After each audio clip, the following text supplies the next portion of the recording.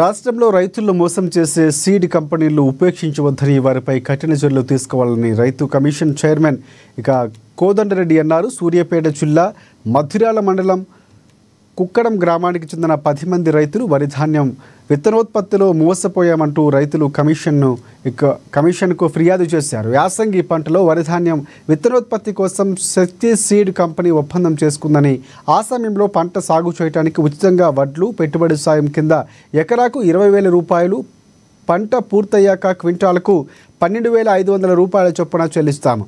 ఎటువంటి కట్టింగ్ ఉండదని కంపెనీ తరఫున ఆర్గనైజర్లు హామీ ఇచ్చినట్లు రైతులు చెబుతున్నారు.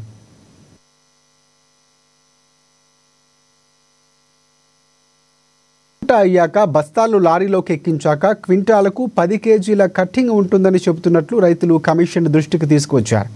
అయితే రైతుల ఫిర్యాదుపై వెంటనే స్పందించిన కమిషన్ చైర్మన్ కోదండరెడ్డి సూర్యాపేట జిల్లా కలెక్టర్ తేజాష్ నందలాల్ పవార్తో కలిసి వ్యవసాయ అధికారులకు జరిగిన అన్యాయాన్ని వివరించి రైతులకు న్యాయం చేయాలని సూచించారు. అంతేకాదు రైతులను మోసం చేసే సీడ్ కంపెనీలపై కఠినంగా వ్యవహరించాలని అన్నారు. రాష్ట్ర ప్రభుత్వం సీఎం రేవంత్ రెడ్డి రైతు సంక్షేమం కోసం పనిచేస్తూ ఉంటే సీడ్ కంపెనీల వ్యవహారం బాగోలేదని హెచ్చరించారు.